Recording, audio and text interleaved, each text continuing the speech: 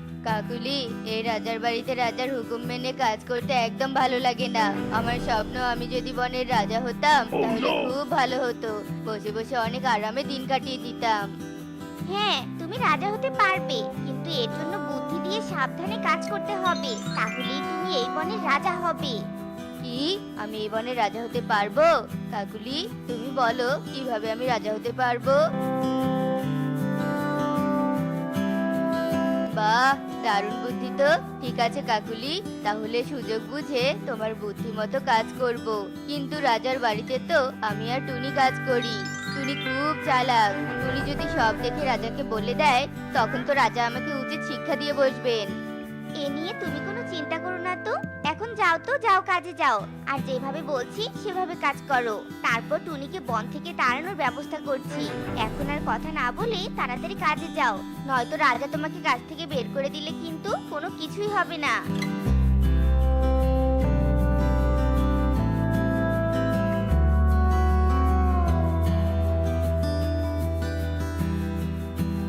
কি ব্যাপার কালু, আজ এত দেরি করে আসলি কেন? না মানে রাজা মশাই, বাড়িতে একটু সমস্যা ছিল তো তাই। এই কানে ধরে বলছি, আজকের পর থেকে আর কোনো দিন দেরি করে কাজে আসবো না। আচ্ছা আচ্ছা বেশ, এবার কান ছাড়ো আর রাজপ্রাসাদটা সুন্দর করে পরিষ্কার করো। পাশের বনের রাজা আমার সাথে দেখা করতে আসবে। আর টুনি, তুমি রান্নার ব্যবস্থা করো। ঠিক আছে রাজা মশাই। এই তো পেয়ে গেছি স্বর্ণ মুদ্রাগুলো। এখন প্রতিদিন এখান থেকে স্বর্ণ মুদ্রা চুরি করে নিয়ে গেলেই আমি এই বনের রাজা হয়ে যাব। এখন থাক, সুযোগ বুঝে পরে নিয়ে যাব। এই বলে কালু স্বর্ণ রাখা কক্ষটি পরিষ্কার করতে থাকে। আর কিছুক্ষণের মধ্যেই পেঁচা রাজা ঈগল রাজার সাথে দেখা করতে আসে। আসুন, বসুন বসুন। টুনি, পাশের রাজ্যের রাজা এসে গেছেন। তুমি টেবিলে খাবার দিয়ে দাও। জি রাজা মশাই, দিচ্ছি। এরপর টুনি ঈগল রাজা ও পেঁচা রাজাদের খাবার টেবিলে দেয়। আর এভাবে টুনি রাজার বাড়ির সব কাজ শেষ করে বাড়ি যাওয়ার জন্য তৈরি হয়। কালু ভাই, কাজ তো আমাদের শেষ, চলো বাড়িতে যাই। আমার আরো কাজ বাকি আছে, তুমি যাও, আমি একটু পরে বাড়িতে যাব। আচ্ছা ঠিক আছে কালু ভাই, আমি তাহলে যাই। বাড়িতে মেয়েটাকে সেই সকালে রেখে এসেছি, মেয়েটার যে কি অবস্থা হলো। এই বলে টুনি চলে যায়। আর কালু বলতে থাকে, এই তো আমার সুবর্ণ সুযোগ এসেছে স্বর্ণ মুদ্রা চুরি করার। রাজা তো পাশের রাজ্যের রাজার সাথে কথা বলা নিয়ে ব্যস্ত, আর মন্ত্রীরাও তো তাদের পাহারা দিতে ব্যস্ত। এই সুযোগে আমি আমার কাজ শুরু করে দেই।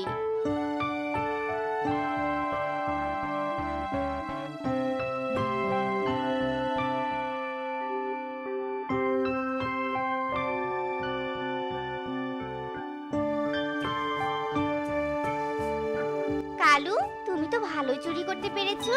এখন এর থেকে দুটি স্বর্ণ মুদ্রা টুনির গাছের মধ্যে রেখে দিব, আর বাকিগুলো আমাদের গাছের মধ্যে রাখবো।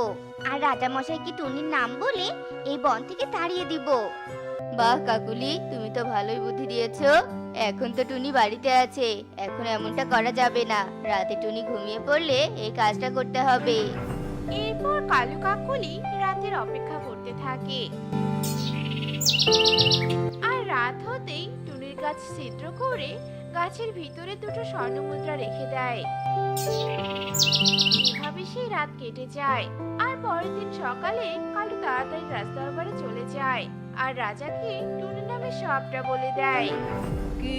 টুনির এত বড় সাহস আমার রাজদরবার থেকে স্বর্ণ মুদ্রা চুরি করে নিয়ে যায়? মন্ত্রী, তুমি টুনির গাছ কেটে বাড়ি ভেঙে দাও। টুনি যেন এই বনে আর না থাকতে পারে। যথাজ্ঞা মহারাজ, আমি এক্ষুনি যাচ্ছি।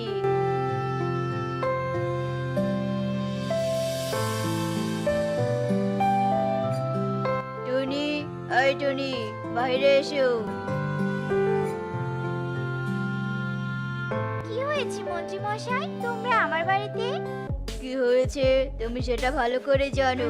রাজামশাইয়ের স্বর্ণ মুদ্রা চুরি করে এই গাছের ভিতরে লুকিয়ে রেখেছিও। রাজামশাইয়ের হুকুম, তোমার বাড়ি ভেঙে এ বন থেকে তোমাকে তাড়িয়ে দিতে বলেছে। কি বলছেন এসব মন্ত্রী মশাই? আমি আমি তো রাজদরবার থেকে কোনো স্বর্ণমুদ্রা চুরি করিনি। মন্ত্রী মশাই, দয়া করে আমার বাড়ি ভেঙে দিবেন না। সেটা প্রমাণ করলে বের হবে। কালো টুনির গাছটি কেটে ফেলো আর স্বর্ণমুদ্রাগুলো বের করো।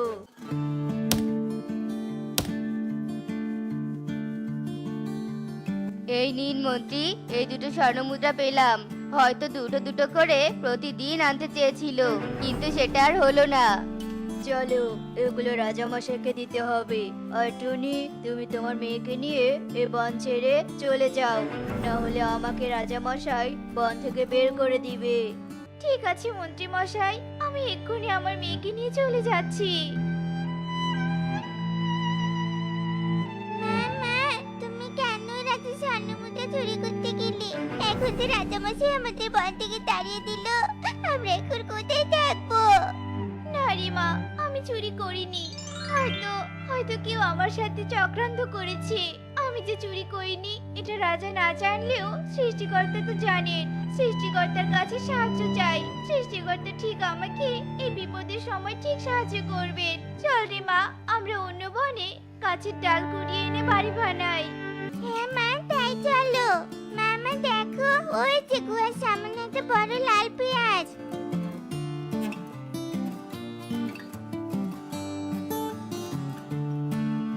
আরে সত্যি তো, হয়তো গুহার ভিতরে কেউ এই লাল পেঁয়াজটি এখানে রেখেছে। চল তো গুহার ভিতরে দেখি কেউ আছে নাকি। এ কি, এটা তো একটি বাঘের গুহা, কিন্তু বাঘটি তো মারা গেছে।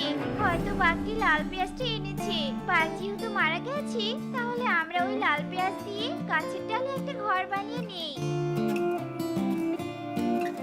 এরপর টনি আর টুকি গুহার পাশে একটি গাছের ডালে লাল পেঁয়াজটি দিয়ে বাড়ি বানায়। অন্যদিকে কালু রাজার দরবার থেকে আরো কিছু স্বর্ণমুদ্রা নিয়ে বাড়িতে যায়।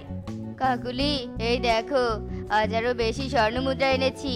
আর টুনিকে রাজা বন থেকে তাড়িয়ে দিয়েছে। এখন রাজদরবারে আমি একাই থাকি, এজন্য স্বর্ণমুদ্রা চুরি করতে সুবিধা হয়। আর শোনো, আমি রাজামশাইকে বলে তোমাকে রান্নার কাজে দিতে বলবো, তাহলে দুজনে আরো বেশি করে স্বর্ণমুদ্রা চুরি করতে পারবো।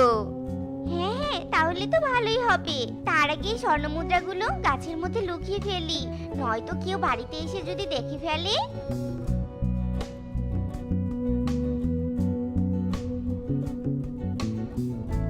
ও, এই ব্যাপার। শয়তান কালু, তুই চুরি করিস আর টুনিকে ফাঁসিয়ে বন থেকে তাড়িয়ে দিয়েছিস। দাঁড়া, রাজামশাইকে সবটা বলছি।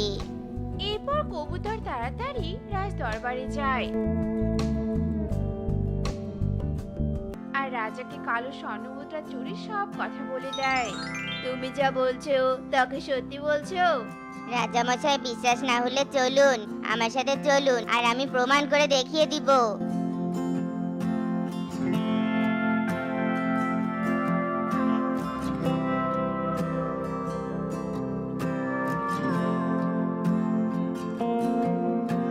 রাজামশাই, কবুতর তো সত্যি বলছে। এই দেখুন কতগুলো স্বর্ণমুদ্রা। কালু এই স্বর্ণমুদ্রাগুলো চুরি করেছে। আজ ওকে উচিত শিক্ষা দিয়েই ছাড়বো। কালু, এই কালু, বাইরে বেরিয়ে আয়।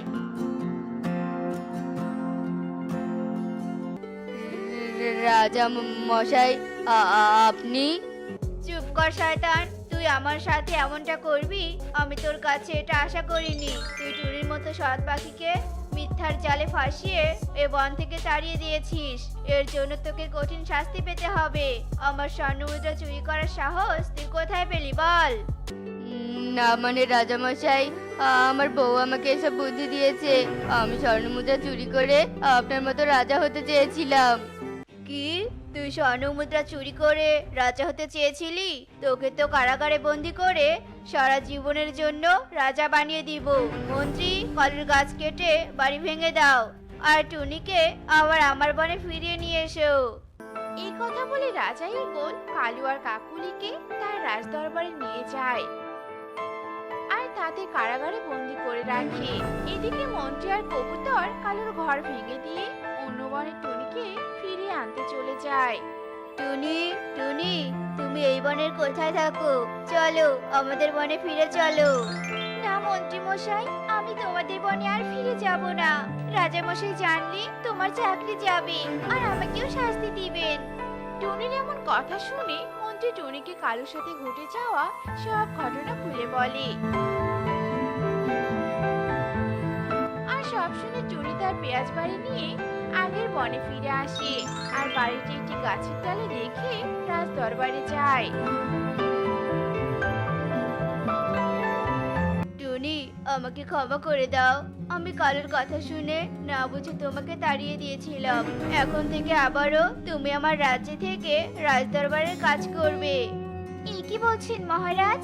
আপনি কেন ক্ষমা চাচ্ছেন? আপনার তো কোনো দোষ নেই, সব দোষ তো কালু আর কাকুলির। ওরা মিথ্যে বলেছে বলেই আপনি আপনার দায়িত্ব পালন করেছেন, কিন্তু সত্যতা তো বেরিয়ে গেছে। মিথ্যে দিয়ে কখনো সত্যকে ঢেকে রাখা যায় না। এরপর থেকে টুনি রাজদরবারে আগের মতোই কাজ করে সংসার চালাতে থাকে আর কালু কাকলি কারাগারে বন্দি হয়ে জীবন কাটাতে থাকে। তো বন্ধুরা, আমাদের আজকের গল্পটি তোমাদের কাছে কেমন লেগেছে তা কমেন্টে জানাতে ভুলো না কিন্তু।